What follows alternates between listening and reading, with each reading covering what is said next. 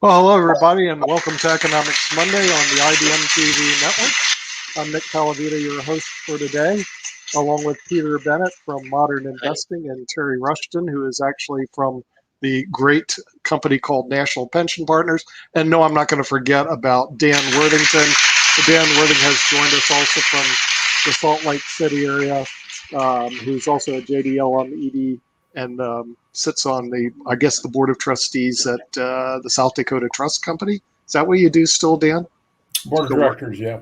Board of directors for South Dakota Trust Company, which I think that's a pretty cool job if you want to do it. Now, later on today, I did get notification, which means it should be about 30 minutes from now. We will be joined by the Honorable David M. Walker, the former Comptroller General of the United States of America. He's going to be joining us. Plus, we're going to have other people join us as we're finishing up with the World Edition. Let's welcome, of course, from Canada, we have Saka Star. Dosadanya Saka. And then, not only are we down under, over the top in Canada, we have one of my favorites from down under, the former multi-billion-dollar hedge fund manager. Let's bring in Shaquille Latimer from Australia. Good day, mate. I'm a bit out of sorts today, guys. I just have to warn you. I've spent an hour with Democrats, so I feel like I need some time to mentally recover. You got worked over. See, on World Edition, you get worked over by the Democratic Party. When you move over to Economics Monday, you get worked over by the Republican Party. So no. I think that they can reverse the frontal lobotomy that was just attempted on me by the Democrats on the other show. Right? Yeah. That's very. More or less toward the Democratic Party, and this is more or less toward the Republican Party. That's what it would take. This is economics. What? A lobotomy? Yeah, it would take a lobotomy to become a Democrat. Yeah. Dan Worthington is very. I said to them that I hadn't lost. I do drink a fair bit because I am Australian, but I still haven't lost enough brain cells to vote for the Democrats. For some reason, they didn't like that too much. I don't think. It's pretty political over in World Edition, I must admit. That's a whole different show. Okay, just to let the panel know that at 11:30, I got an email confirmation. The Honorable David M. Walker, the former Comptroller General of the United States, will be joining us, to discuss, of course, his current book, which is America 2020, Still a Superpower. 2040. Yeah, 2020 is over with. Forget it. We're exactly. We made it. We're still a superpower. Yeah, we're going to admit we're still barely. And Peter has asked me, what's the topic for today? And I thought, good question. So what are we looking at for today when it comes to the economy? I mean, the only thing I can think of, because we do broadcast all the economic, is that we're looking at a market that's at an all-time high. We're looking at real estate, or at least in the United States. I don't know about Australia and Canada, mate. Okay, the real estate market here is really tight. I mean, at least in residential. You just can't buy a house here. And the housing prices are unbelievably hugely high. And then we're also looking at commercial real estate, which is empty. So we do have some very interesting economic trends, and then the coronavirus still hasn't gone away. Now, Terry, I know you work at National Pension Partners, and you bought a house, right? Yes, Terry? I did 2 years ago. Oh, 2 years ago. Well, I was going to ask, did your house increase in value in the last 2 years? That's my question to you. Somewhere around 30% in the last 2 years. Right. Yeah. I mean, that's what we've seen here. And so aren't you glad you bought? Absolutely. Yeah. Okay. Do you feel any guilt that your property prices have gone up? You're a white man, and there's all these people who haven't got that debt whose prices have gone up. Do you feel as though you might be transphobic, Terry? I don't feel the least bit guilty. I did it all on my VA guarantee, nothing down, totally government financed. They owe it to me. Absolutely, they do, especially if you're on a VA guarantee. Good on you. Wow. Okay. Don't let anyone tell you otherwise. Yeah. Don't let any of those flag burning morons tell you otherwise. Flag burning morons. Okay. Well, the thing is, so the thing tell is, us how you really feel. Tell us how you really feel. Man, I haven't started yet. I'm on fire tonight. Let me tell you. But just remember, he's in Australia. So just for what do they call it, full transparency. We have to let you know that He is not a Democrat. He's not a Republican. He's not allowed in the United States because he is an Australian. So I'm anti-government at the best of times, and I'm really in a mood today. We've got military helicopters flying over residential streets with these big megaphones telling people to get back inside, put your masks on. You know, this is Australia. You can't do that. And people going, oh my God, people protested. They had these freedom rally protests. They're like, oh, this is terrible. You can't do that. But we had BLM protests in Australia that got approval to go and protest because apparently that doesn't cause super spreader events.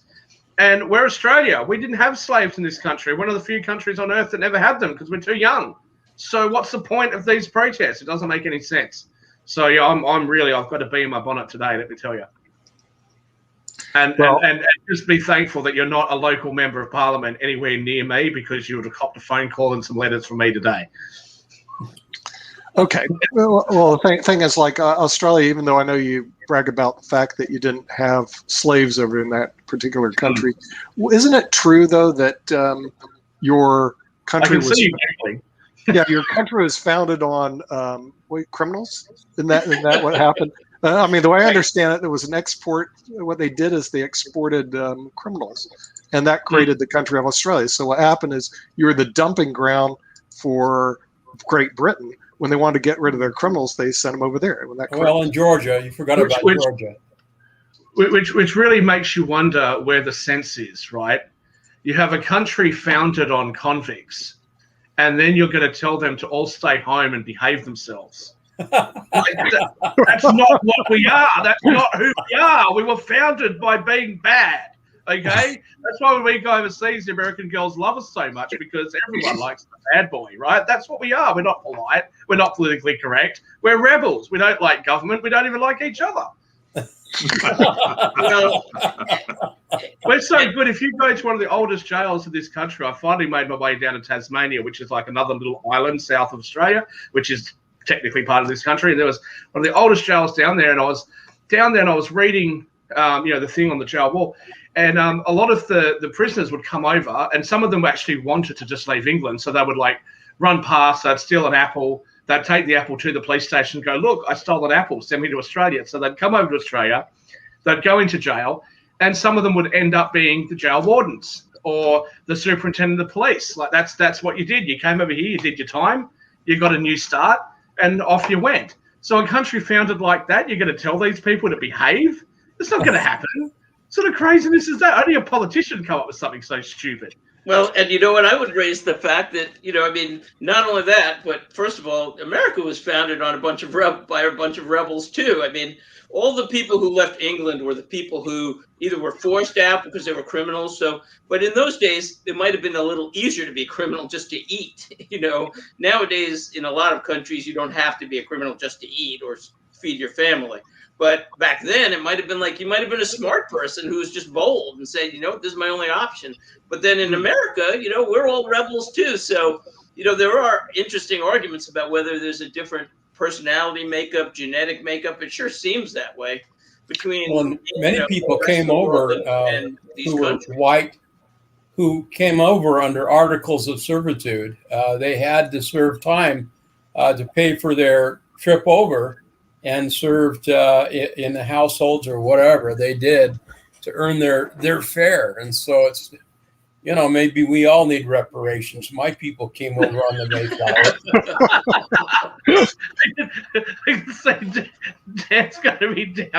Dan's going to be down the Democrats' office tomorrow. Where's my reparations? Yeah, and on top of that, I'm a Mormon. They murdered our people and kicked them out, took their homes. I want my reparations. They only had that because of those funny undies that you guys wear. That's the only reason why they treated you that way. Well, my question to you, Shaquille, is that because we're going to have David Walker on later on, and it's America 2040 still a superpower. Do you people in Australia consider yourself a superpower, or do you consider yourself to be kind of like just another country that's out there? How do you view yourself? So the thing is, in our region of the world, we have to look at, who backs us. And given that Americans get the uranium that you need for your nuclear weapons from us, I think we're a superpower in our region. there you go. Oh, okay. See, I always thought you're just a superpower relative to the kangaroos that throughout your country, and the superior to your kangaroos, and you're in a dicey little island, and so since you're on a dicey island, that you think you're a superpower on the island that you're at. But let's go further on. I don't know where we're heading world out tonight, there. but New Zealand only is a Five Eyes country because Australia's around. Otherwise, they'd have no chance. I mean, look at them. They're 4 million people. They're a country that should have been part of Australia. I mean, without us, what do they do? Yeah. But the thing is, there's a big world out there. I don't know if you know that. And that the thing is, the United States of America is everywhere. I mean, we're big. We're the world's second largest economy. You guys have like 25 million. You're tiny. Very few, but you have a big land mass. You have a bunch of kangaroos right now, Nick. So what?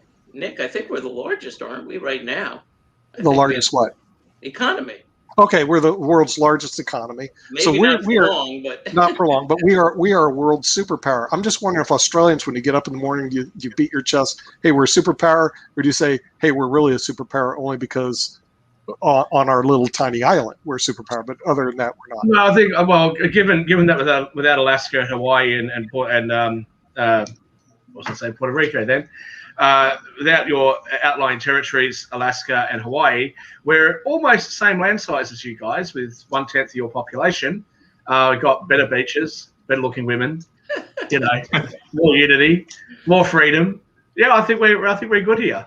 I think we're excellent, and we don't have some left wing nuts just to the north of us. Okay, so you're delusional, and I understand that. We'll go to Canada.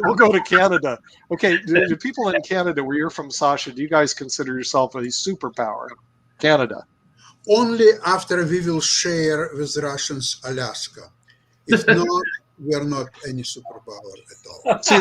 See, at least the Canadians know that. But you're originally from Russia. Does Russia consider themselves a superpower? When you were in Russia, did they beat their chest? Absolutely, several times a day. And I'll tell you, the life in Russia is not easy this time. It's actually, a few years ago, one well-known politician confessed to his friend that, to steal today is such difficult proposition that it feels almost like a 9-to-5 job. Okay. All right. Now we'll go to the United States of America. Dan Worthington. Okay. I know that we're buried in the USA. Is the USA, do you guys consider yourself a superpower? And how do you look at Canada and Australia?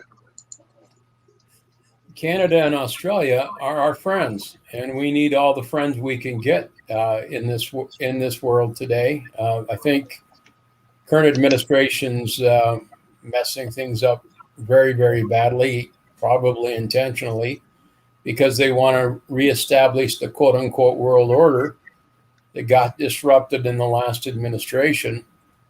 And so we're seeing a lot of irrational decisions, such as shutting down the Keystone Pipeline and doing all the other stupid things that Biden's doing. Of course, I don't blame Biden. He's probably not even aware of what he's doing. He's probably just been given his placard and his McDonald's McNuggets to make him happy. So, I don't know. If we are a superpower, it's because it's just surely based on our past history and the volume of business that we do.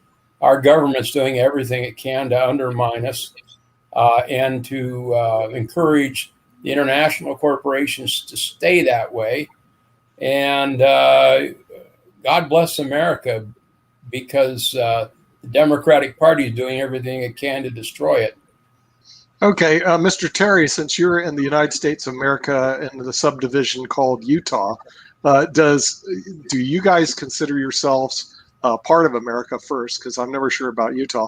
And the other part, do you consider the United States to be still a superpower? Now, first of all, let's go to the United States. Can I answer the question? What? Can I answer the question? Of course. I don't know if I could stop you, so go ahead. No, of course you can't stop me. Now, Terry, you are in Utah. There's Mormons everywhere in Utah, so I hear. Can I ask how on earth you guys produced Mitt Romney? What happened? What went wrong? He's an alien. Yes, but he's a documented alien that you own, right? He didn't come from another country. No, You he guys- didn't. He's a Massachusetts transplant, remember? But And yeah, I think got he's elected. probably had the lobotomy you're talking about, because nothing else Wait, can wait, wait. explain But it. he did get elected. Yeah, he did. I don't know how that happened. He got elected in Utah, even Right. though he's from Exactly. What's going on? Utah can't just wash their hands and say, "Oh, he's a Massachusetts transplant." I mean, he could have just been a guy who came from Massachusetts, but no, he was elected senator. Okay. Well, first, Terry. Now that I'm put on the spot, but does Utah consider themselves part of the United States? When I go over there, everything revolves around Salt Lake City, like that's the world headquarters of the world. Is Utah part of the United States? You consider yourself part of the United States of America? Absolutely. I did my missionary shtick in Texas at one time and was working through an area that was very middle class, very white bread, and very military, and was talking to somebody at the door, and they asked me a bunch of questions and finally figured out I wasn't brand X, I was brand M. And I asked them, why are we getting such a much more warm reception? And he said, because we know that you guys serve. That in Vietnam, in World War II, whenever it's been, the Mormon people definitely serve. We wave the flag. The state flag means nothing. We are conservative, but yes, we're very much Americans. Okay, Peter, you're in the great state of Connecticut. Do the people in Connecticut consider themselves part of the United States of America? Since I know that's where the land of where they have all these hedge fund managers hang out. And also, I have another question about your house. Did your house go up? And we'll do this one first. Did your house go up in value the last couple of years? I guess that's my question. Oh yeah, of course. Yeah, it went up about 20% this year. Wow. Yeah, there's huge demand because we live, within a commuting distance of New York, and millions of people probably, very likely, want to get out of New York City right now with COVID, with the theaters closing down, with the Zoom type of technology now. People can work from different places. So it's like, why do I want to have a $2 million 2-bedroom apartment, and pay the maintenance on that, and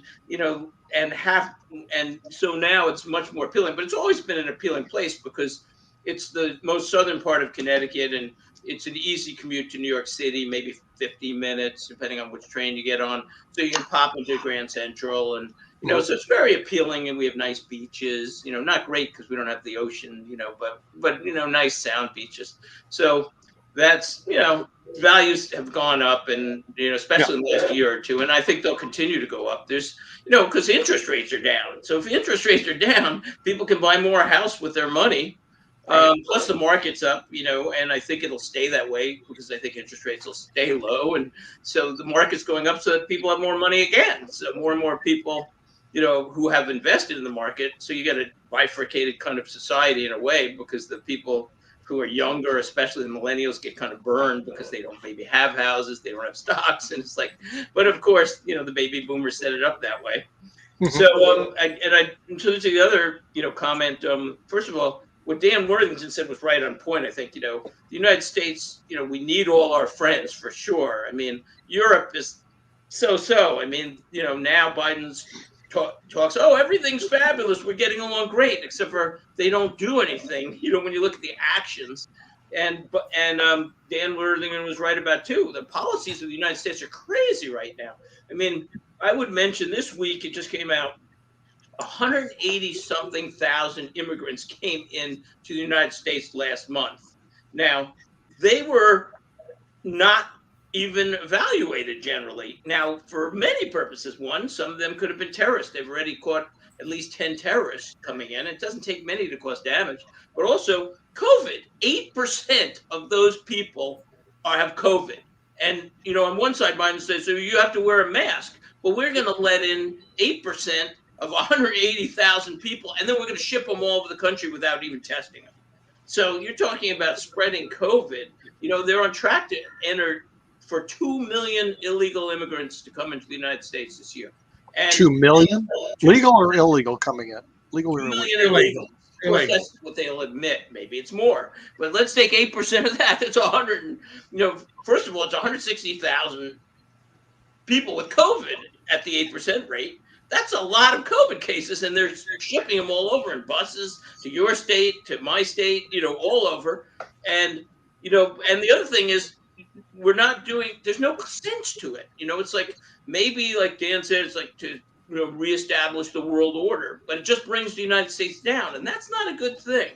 The only thing I would say is that I think the United States is going to be in very good shape because in the I think that people know it. You know, between the crazy Democratic defund the police, which has got to be the most moronic political position I've ever heard. It's got to hurt the minorities who are dying. I mean, dying by the thousands. You know, I mean, and if you're in a minority neighborhood, it's like, why am I going to vote for these people?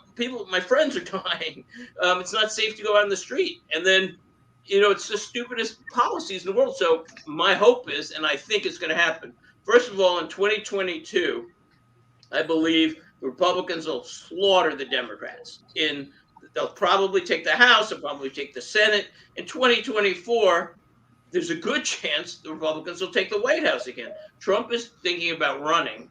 But personally, I'm hoping for the Florida governor because I think he's got the same policies and he's more likable. But whoever runs, I think will win. And you could do a whole show, but it'd be very controversial, Nick, on who won the last election. Man, that was. I want to mention something. Can I just quickly say, if all this talk about vaccine mandates, if you're going to force people against their will to take the vaccine, why aren't you forcing the illegals crossing the southern border to take them at a minimum? Yeah. If you're going to shoot these people all over the country, if you want to force Americans to do it, like you can't force Americans to get their fingerprints taken before they've committed a crime. But if I come to America, I get fingerprinted. Now I only have to use 2 fingers. But the first few times I came, I had to be fingerprinted in full because I'm not a citizen. I don't have some of those rights. You know, anybody who immigrates to America or travels to America, you know, you have to obey the rules. And if you don't like it, don't go. So, you know, if these people that are crossing the border, not obeying American laws, and they're at risk of being carriers of COVID, exactly why can't you enforce the mandate on them? And if you're not prepared to do it on them, why would you enforce it on American people? Or at least test them. I mean, both. You know, I mean, don't worry about testing them. Just inject them. They're almost insane policies. You know, it reminds me of when President Obama shipped billions and billions of dollars in crates to Iran of cash and made a terrible deal on the nuclear deal. It's like, you can have a nuclear deal in 10 years. We really won't enforce it anyway. And here's crates of cash, which you can then use to finance terrorism and, you know, and attack, you know, Saudi Arabia and all kind of different countries. It's like, what are they thinking? You know, are they really, do they hate, is it self-hatred of America? The strategy on how to be rich, Peter, apparently. See, I can't bring myself to say these words, but apparently if you chant death to America, some presidents like Obama will fill planes up with cash, physical hard cash, and fly it to you. I mean, the way it used to be, even under people like Clinton, the way it used to be is you said that shit, someone was dropping a bomb on you. Now they're dropping, you know, pallets of money on you. What? Yeah, cash. And we're your allies. We actually are on those planes with you going, yeah, have some money. Well, I don't get it. You know, yeah. The thing is, it's like you look at it and say, they can't be this dumb, you know, but it's not, it doesn't seem intentional because it's just so incompetent. But I don't understand. My only theory is that the news, they only see news from their own, you know, it's self-reinforcing. In other words, I blame the media for the most. And if you're in another country, do not watch CNN and think that's the world news. It's the most slanted thing in the world. But if you, a lot of people are liberal, and I'm not totally conservative or liberal. You know, I fall in the middle in a lot of issues. But a lot of people are in media bubbles. So if you watch NBC, CNBC, MSNBC, ABC, if you get your news in blips from them or on the radio from most channels, you live in a vacuum. So my theory is maybe Biden lives in this vacuum of self-reinforcing, crazy policies. I don't know. That's my guess. How could he not have any sense at all on some of these isdays? Or He doesn't have any sense at all. That's the problem. Well, but they have had an effect on me, and when David Walker gets here, I will inform you all that I have actually decided to embrace socialism. No, I have. No, I'm serious. I have. I've looked into it, and I've decided that there are parts of socialism that I like. So I am now going to be in part a capitalist and in part a socialist. And when David Walker gets here, I will be explaining my viewpoints, and I would be very curious to see exactly what pushback I get, because I guarantee you the Democrats won't like it when I say I like socialism. See what happens? You lose your job and you become a socialist. I mean, what's going on here? I didn't lose my job. I went into early retirement, Dan. I know. I'm kidding. Did you finally lost it? Did you finally lost it? Did you finally sell your hedge fund and become unemployed? Is that what happened? That's right. Okay. I might move to Connecticut and become a Democrat. Well, yeah, Democrat. Well, the thing is, makes sense. Yeah, you came at the right time. So we're going to bring in from Washington, D.C., the former Comptroller General of the United States. Let's welcome the Honorable David M. Walker. David, welcome to the show. Yes, but set the record straight, Nick. I'm not in Washington, D.C. That's right. A mess. I live in Alexandria, Virginia, right outside the Beltway, as Reagan would say, in the real world. Where the other government agencies like the FBI ever have their headquarters. Is that right, over there? Not yet. We're talking about it, but not yet. Isn't the FBI there in Virginia? I'm sure they have an office here. There's no question. But the main headquarters is down in D.C. where they're talking about moving it. Right. Oh, okay. Well, the thing is, we just found out Shaquille is going to become unemployed. I think he sold his, or you already sold your hedge fund, so you're unemployed as of today. And he's voluntarily unemployed. So is everybody else, Dave. Everybody else is on Social Security benefits as voluntarily unemployed as well. Okay, but you're not getting the subsidies that the U.S. government passing out that are so lucrative in some circumstances that people don't want to go back to work. Well, he's thinking about moving to the United States and going on my visa. I am thinking about coming to America, overstaying my visa and being an undocumented person and taking advantage of the Social Security benefits, because it's not mean tested. You could be a billionaire, illegal, and still receive the benefits. So that sounds kind of good. And as I've said, I'll get into this a little bit later on, but I've decided to embrace socialism. Well, Shaquille, just so you need 10 years of qualifying work. They look at it by quarter in order to qualify for a lot of the Social Security benefits and Medicare benefits. Only if you're legally entitled to it. But if you're an illegal, you get everything you want. That's true. You get free health. I was reading up because Sasha made a comment on one of our previous shows about the vaccine. So I looked it up on the CDC. So it's like, okay, I wonder who's entitled to it. And I find out that anybody in America, like every single person who's in America, is entitled to the vaccine. Doesn't matter if you're a citizen or not. So you've actually got people that are legally crossing the border from Mexico, coming up to the United States, getting the jab, and then go back to Mexico. Like, what? What is wrong with you guys? That's our good neighbor policy. Good neighbor. Can you send some Pfizer over here to Australia? We really need some. Well, there's no shortage of vaccines, so I have no problem with that. Well, it's Walmart. You realize. Oh, you need more vaccines over there? I can't get the vaccine myself. I want to get the Pfizer vaccine. My appointment is dated the 18th of November. Oh, no. That's when I might get my first shot. Well, I have a family member overseas who's Why is that? Come to the U.S., go to Walmart. Is it the government? Because I know in Japan, the government in Japan was very slow to allow any vaccines in, and so they were way behind. But it was the government who was sticking their face into the thing. If they had just let it, the vaccines come in, they would have been way ahead of where they are. Is it the same? Our Prime Minister screwed up, but that's not the point. I mean, here we are trying to get our hands on the vaccine, and the other day, not that it matters, but the other day, we shipped 800,000 Pfizer, not AstraZeneca, 800,000 Pfizer vaccines from Australia to Indonesia when we're short. I don't understand. I don't get it. I mean, forget about a frontal lobotomy. I think you need a full-blown lobotomy to be in politics. What the hell's going on? Now, Shaq, you still have your girlfriend in Georgia? That's an off-air conversation, Dan. Well, no. Anyway, see, what you can do is get a ticket. I'm pleading the fifth. Go to Georgia, right? Go to any Walmart. Go in there and get stuck for free. No documentation, and it's free. You don't have to wait. At Walmart. Okay, that's the answer. Long drive. It's a long flight. The problem is a long drive from Australia. As long flight. Yeah.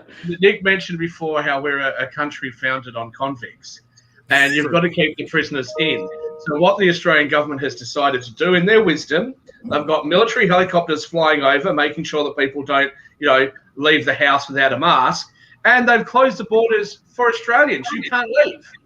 That's why I'm still here. I'm a dual citizen. I can leave. I can't leave. I can't even catch a flight out of here. I've got to be a boat person out of Australia. I've got to be like an illegal immigrant. Shaquille, guess what? While Australia was a country founded for convicts, Georgia was a colony founded for convicts. So there's the common denominator. That's what I said. That's why I want to date a girl in Georgia, because I've been waiting to I didn't know. I've been to Georgia like 8 times before I sort of noticed the number plate and went, the Peach State. What's peaches going to do with Georgia? And all the Americans are laughing at me like I was supposed to know that. I didn't know that. I've never had a Georgian peach, so I'll date one.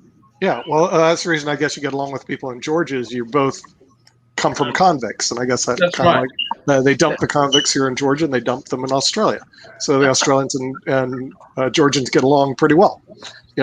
Same sort of heritage. But Peter, you said something earlier on the show very interesting. Illegal immigrants. Were these illegal or legal immigrants coming to the United States? No, 183,000 illegal immigrants came to the United States last month. We're on a track for 2 million, and that's the ones they admit. Who knows how many, or maybe they're not counting. But 2 million illegal immigrants, 8%, according to some studies, are COVID positive. They're not giving them shots. They're shipping them all over the country. This is probably not either a good health care decision or a good financial decision. Look, I'm not opposed to legal immigration, but let's know first that they're not a terrorist. Second, that they're not maybe a criminal. Third, that they don't have COVID. Just little things like that, and maybe even say somebody who's going to be productive to society. Although not everybody needs to be, but why would we look? My brother wants to go to Canada.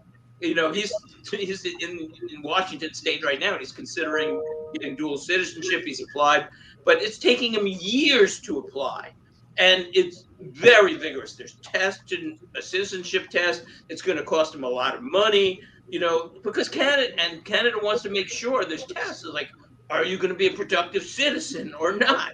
Are you going to have a business? Are you going to, they're not just letting people with COVID who are going to go on welfare in without, walking over the border. And that seems to make a lot more sense in the long run. David, what are we doing with America 2040? I've got some questions here, but you have some questions. I talk about immigration in the book. Okay. First you have to understand that there are some provisions in the Constitution that are outdated and that create perverse incentives. Back when the Constitution was adopted in 1789 or 1787, it was dangerous to get here. I mean, you had to risk your life to go across an ocean to get here. All right. And we have a provision of the Constitution that says that if you are born in the United States, you are automatically a citizen. Well, that creates very perverse incentives for illegals to come across the border, have a child, and then with our chain migration policy, to be able to not just have the parents stay here, but to have a whole string of in-laws and aunts and uncles and a variety of other situations. We need to modernize our immigration policy to do what many other industrialized nations have done, including Canada, and that is to recognize that we need to consider the economic needs of the country and the abilities of the individual. We need to do more matching with regard to skills and knowledge. We need to make sure that people are in a position that they're not going to be wards of the state, which is what Canada does. And we need to separate. We need to understand the difference between temporary work visas and permanent green cards and citizenship. They are fundamentally different things, and there's a way to work out a sound immigration policy if we recognize those differences and if we secure the border. You must secure the border. You know what I would add to that, David, that just a little footnote. You know what? It isn't that we would, just because, let's say you're a liberal and you feel that, well, we shouldn't allow people to be charitable. So you know what? Let's say we decided on a policy of 10% of people could be on the welfare state or whatever, some percentage. But either way, it doesn't have to be 100%. But the point is, for those who are more liberal or want open borders, at least let the government create a policy where we know what we're doing, rather than just randomly saying everybody with COVID, everybody's a criminal, everybody who could be 95% on the welfare state, or it could be 5%. Why don't we debate, what percentage should be charitable and what percentage should be productive, and have an actual policy rather than come on over and we'll figure it out later. One of the areas that has been stuck, and I'll just leave it after this, one of the areas that's been stuck in Congress for many, many years is immigration reform. The Democrats want a pathway to citizenship, and they want very liberal immigration policies. The Republican, we have to have immigration. I used to be a trustee of Social Security and Medicare. We're counting on about 2 million immigrants a year, legal immigrants, because if we don't get at least 2 million a year, the U.S. population won't grow, because our birth rate is basically a replacement rate. So as a result, we need that. But and in order to get that kind of policy, you have to have Congress act, and Congress is totally dysfunctional. Let me just say something about your birth rate. My mother loves Judge Judy, so she bought this book, and I decided to read it. Don't pee on my leg and tell me it's rating. So I read it. It's a short book. It's 108 pages or something. And she talks about some things that go on in the family court system in New York. One of the things she talked about was a particular case where a drug addict girl has had like 6 or 7 kids or something. And because of the preference for kinship adoption, her grandparents end up with all her kids. She decides that she wants to go and see her child. And the courts won't let her because the parental rights have been terminated. So American law, being the wonderful, sensible thing that it is, what she did was she said, okay, my parental rights have been terminated, but given that my mother has adopted my child, that makes my child my sister. So therefore, I'm entitled to see my sister. And she won the case. And so she got visitation with her sister. I mean, the whole thing is just a mess. I've been thinking about that, and I was rereading a sort of section of your book there, Dave, because I especially your section of taxation, which I love what you've written. I'm not sure I agree with some of the tax things that you've proposed in there, but one of the things that I really stood out for me was you said America's at a crossroads. Between, I'm paraphrasing, between, more government involvement, sort of socialism essentially, and, more freedom and capitalism. And I thought, well, the world has a mixed system. And I thought, you know what? I think I can embrace socialism. I actually think I can. No, I'm serious, Peter. I really can. No, those people that want socialism, right? They have to understand, like I keep trying to say to people, do you understand that socialism means the government dictates every aspect of your life? Socialism means that the government tells you what you're going to do. The government tells you what job you're going to have, and they use force to make you do what they want you to do. So if you want government handouts, you want the rich to pay, then the rich should be able to say, guess what? You're going to go work on that farm. Like Nick always says how great the economy is in China. You're not going to sit there on a street corner and get, government paid for needles so that you can, inject yourself because it's safer for you, and then leave your needles at school so that children can walk past and they get jabbed by the needle. Wait, catch, okay, right? Your point is taken, but let me say, first of all, let's just look at the history of the world. I mean, anybody who's socialist should at least pay attention to every single time they've done it more or less, and I'll tell you the one exception. Sorry, Peter, if I just say, a two-tier system, one half, the lower half gets socialism and force use against them. The other half that pays the taxes, they get to have freedom and capitalism, and you can choose which system you want. That's what you should do. Well, that won't work either, obviously. Well, that's what we have now. The history of the world, when the Americans came over, the Pilgrims tried socialism for 2 years, and they almost starved to death, because they were going to. They tried to share their plots of land, and everybody was going to produce everything. And then in maybe the third or fourth year, they say, hey, wait, we're all dying. This isn't working. And they tried it in one of the other colonies. They've tried it in all countries. Look, if you give, it's so clear. Look at Russia. Look at China. And I have a point and a question about China, because there's been a big change in China this last few weeks. And I have a question for David that I want to drill into. But look, the history is you give the government that much power and they take it, and then they serve an elite political class, and the middle class, the business people and the workers get burned. I mean, time and time. And I will add, and I will add that the one case that they say, oh, look at the Scandinavian countries, because in all the world, in all these hundreds of cases, look at the Scandinavian countries. They're still free, and they're still, working socialist. But there's 2 points. One, the tax rates right there are lower than the United States currently. So they're socialist to a point, but maybe not. But the other thing is, these Scandinavian countries have been blessed with unbelievable wealth in a lot of ways. They have have a broad tax base. I'm almost finished. So they have oil wealth from the North Sea, which, by the way, is depleting. So we may discover now in the next 10 years how well it works as they get less revenue from oil. But the North Sea oil is depleting. It's peak oil for the North Sea. And so they get that, plus they have a huge, beautiful farmland. They have a beautiful fishing industry. So look, they are blessed with huge resources, but the oil alone may prove in 20 years or so that socialism doesn't even work there. But then look at the 100 other cases. Well, let me just say, first of all, Scandinavian countries are not socialist. Secondly, they have a broader tax base. But the core of my point is this.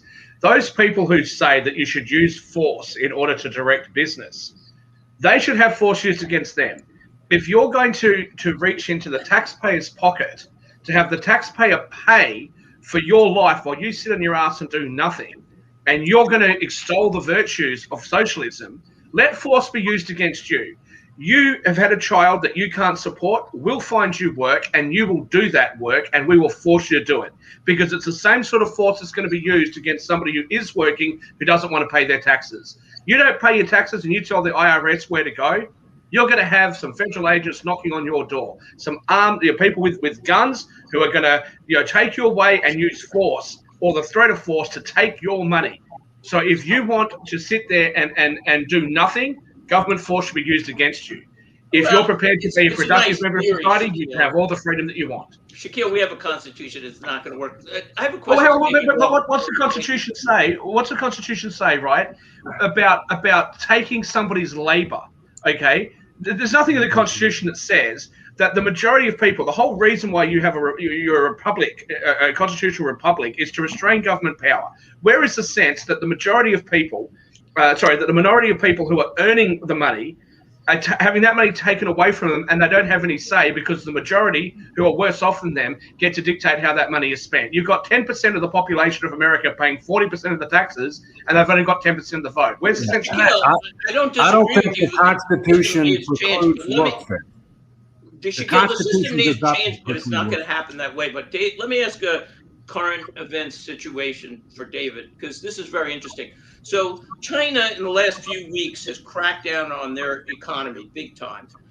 They seem to be attacking small businesses, and they've been doing this for a while. As a matter of fact, they've been doing it almost all year since February, but it just got worse within the last week and 2 and 3. And all of a sudden they're saying not only to tech companies, but other companies, we don't like your freedom, we don't like this. Now, the theory would be, the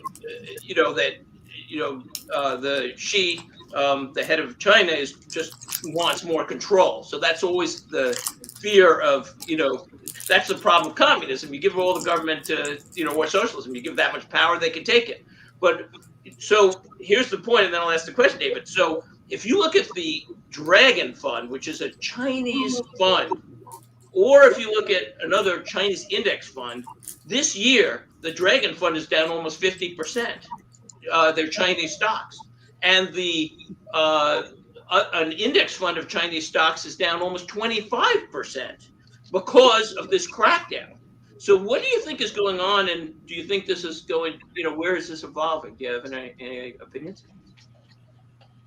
Well, first, are these public companies? Yeah, they're okay. That's my question, because if they're not public companies, obviously it wouldn't be affected by that fund. Well, look, I mean, I have several thoughts about it. Number one, I can't comment on China, but I know in this country, the engine of growth and innovation in our economy is small business. And therefore, to the extent that you crack down on small business, you're going to get less innovation and you're going to get less economic growth. Secondly, it's a power grab, obviously. Xi Jinping, who's head of the Chinese Communist Party and also head of the government, is the most powerful Chinese ruler since Mao. But the difference is that the Chinese economy, the Chinese diplomatic position, the Chinese military capabilities, and the Chinese cultural influence is much, much, much greater than it was under Mao. So, we'll see how this plays out. It's the classic trade-off between, providing more flexibility, more freedom, which can give you more growth and innovation, and yet wanting to have more control. And there are lessons that we can learn from that as well. Yeah. David, is it possible that China actually implodes similar to what happened with Japan? Years ago, we were always wondering Japan's going to overtake the United States economically. Japan's doing this. Japan's buying that. And then all of a sudden, Japan sort of imploded by ratcheting up their debt to where their debt was far and exceed their GDP. They also weren't growing their younger population. They were having a lack of people coming in. Could China head the same way? And I like your book, America 2040, still a superpower. Could we still overtake China because of things like what Peter's saying, where they just start squashing in the small businesses over there? Is that possible that they make mistakes, they stumble? Well, first, let's set the record straight. We're number one on a nominal dollar-based GDP. They're number one on purchasing power-based parity-based GDP and are scheduled to pass us. Could that not happen because they implode or something happens? Sure. But we're still number one on nominal dollars. Secondly, they passed us on number of diplomatic missions. All right. Thirdly, we're still number one militarily. They're number 2 or 3, depending on how you want to count. But they're investing a lot more in the military than we are. The current administration is proposing a 16% increase in non-defense discretionary spending and a 1.6% increase in defense discretionary spending in its budget. Now, don't get me wrong. There's plenty of waste in the Defense Department. All right. And then we need to go after that so that we can end up cutting the tail, which is the overhead, in order to sharpen the tooth, which is warfighting capability. But look, China has got a huge difference between those that are have and those people that are have not. They've got a bigger challenge than we do. All right. They obviously are suppressing certain parts of their population, including the Uyghurs, if you will. But they also have a totalitarian government, and they're willing to do things that we would not be willing to do and cannot do under our Constitution. And so a lot of it depends upon whether or not the Communist Party can maintain power and control. That has a lot to do with it, in my view. Mm-hmm.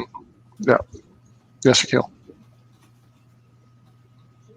Sorry, let's just come back to something that you said before, which is that the birth rate in the US is falling, and so you've got immigration at 2 million just to maintain the numbers. I've said this before on previous shows. The immigrants that are coming to America, very few of them are coming from Western countries. Very few of them are coming from countries that have a similar economic wealth, educational system, that sort of stuff. What you're finding is immigrants are coming from predominantly much poorer countries in the United States that are migrating to the US.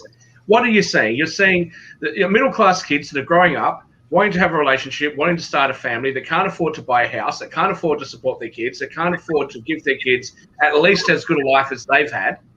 And so when whatever birth rate you do have in America is coming from people that are irresponsible. You're seeing teenage pregnancies. You're seeing, people that are using drugs. How many kids are born in America that are born on coke or born on alcohol or born on with some other substance in their system? So they're the kids that you're seeing. That's the population that you've got. Meanwhile, you've got hardworking people that are trying to do the right thing, to get an education, to build a life for themselves, that are struggling. And the solution is, let's just bring poor people in from overseas. It's absolutely wrong, and I'm going to stand by what I said. I know, Dave, that welfare may not be precluded from the Constitution, but exactly where does the Constitution say that the majority of people can tax the minority, and then take away the minority's rights to say how those tax dollars should be used? If you're going to reach into my pocket and ask me to pay, I better have some say as to how that money's being used. Let me mention one thing. If you look at the preamble of the Constitution, you will see what the framers intended, or what the founders intended. And it includes words like provide for the common defense. Provide means an affirmative responsibility of the federal government, okay? And then it talks about promote the general welfare. Well, believe it or not, what's happened is that people are now trying to convert the word promote, which means encourage, to the word provide. That's what's going on. So if you look at what's happened, the federal government was 2% of the economy in 1912. Last year it was 26%, which is affected by COVID to a certain extent, all right? But it's on a track to increase dramatically in the future, and yet most of the things that the federal government are doing now are not express and enumerated responsibilities, and most of it is mandatory spending, which means it's on autopilot. Last thing, Sweden was in terrible shape in the 90s. I know the finance minister and the former auditor general there, who were part of the solution. They made a number of tough choices, and they're in much better shape today than they were in the 90s. And one of the things that they did is they put a cap on healthcare spending. The United States is the only country that I know, major country, that writes a blank check for healthcare. It's stupid. It'll bankrupt you. Dave, I'll just say, the reference that you've made there to the preamble of the Constitution, where it says to promote the general welfare, it also goes on to say something on the lines of to secure our liberty and our blessings of liberty. The blessings of liberty and our future prosperity. And I would argue that disincentivizing the people who are earning in order to create a safety net for people who are going to abuse and game the welfare system does not exactly secure future prosperity for the United States. I'd say the same thing in this country here in Australia, where you're seeing people who are just gaming the system. You're seeing people that are intergenerationally reliant on government benefits. There is no reason for it. There's no excuse for it. Please not. Look, my mother immigrated to this country. She's had an amazing life. I've had an amazing life in this country, and I'm not going to have it that our countries are somehow denying opportunities. If you want to have an opportunity, you aren't going to find better countries than Australia or America or Canada or the UK and many other Western countries to have those opportunities. And at some point, I don't want to hear about your terrible childhood or what happened to your ancestors 300 years ago. If you want to have a good life, you need to get up and do something about it and stop reaching to other people's pockets. Let me just read the last part of the preamble that you referenced. It says, and secure the blessings of liberty to ourselves and our posterity. And the point that I have made, which you're touching on, is right now what we're doing from a fiscal and monetary standpoint, and we can add a number of other policies. Immigration feeds into that. How we're handling healthcare feeds into that, et cetera, et cetera. Right now, what we're doing is we're living for today and we're mortgaging the future. So we are not discharging our responsibilities. And most of the things the federal government is doing are beyond what the founders intended. And so one of the things that we are dealing with right now in the United States is we have a great ideological battle going on between whether or not we're going to stick with the principles and values under which we were founded and that made us great, recognizing that we want to strive for an ever-perfect union, or whether we're going to adopt the socialist state principles. And I hate to tell you, and they're outlined in the book, and you know that, Shaquille, The fact is, the socialist state principles are winning right now. Now, I think the people are going to reject that in 2022 and possibly 2024. But that's where we're at.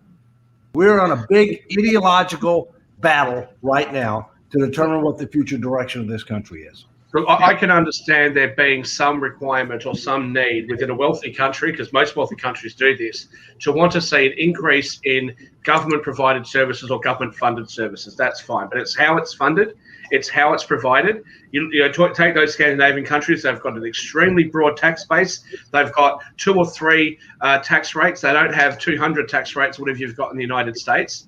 They don't have half the population not contributing to the government revenue at all. So, and they also have very, very friendly, business-friendly things. If I was going to start a business in Europe, Sweden is right up there in the countries that I would look at, because the regulations there are not what they are in the United States, where the regulators weaponize the regulations to go after you for small mistakes. What happens in Sweden is government people will actually help you. They'll come in and they say, how can we help you to comply? How can we actually help you to create a business? They're very, very active in trying to bring businesses there. Look, there are some real flaws in Sweden that I think that they need to deal with. But the fact of the matter is that the US hasn't done that. The US has just decided to divide people into different groups, and every group is the enemy of another group. Dan talked about the Mormons before. The Mormons and the evangelicals don't like each other. You believe the same God. What's going on? Have a look at the Democrats. You've got transgender people and other members of the LGBT community fighting when they believe the same stuff. And on more serious issues, race relations. There's nobody on the other side of the Democrats' argument that says, oh, we actually hate black people, we think they should be oppressed. There's nobody on that side. Everybody believes that people, regardless of their skin color, should have opportunities. It's just how to get there. And what I've said, I said this to Nick off air the other day, the real problem with the US and most other Western countries today is that people agree, both parties agree, and so they have a particular idea or a particular issue that they need to deal with. So they bring it up in Parliament or in Congress in the United States. And the Republicans and the Democrats try to find a point of difference. So they politicize the difference, not the issue. Then they decide, you know what we're going to do? We're going to compromise. And then they go and pass a law that neither Republicans nor Democrats like, and that Americans don't like. So you end up with laws that nobody likes.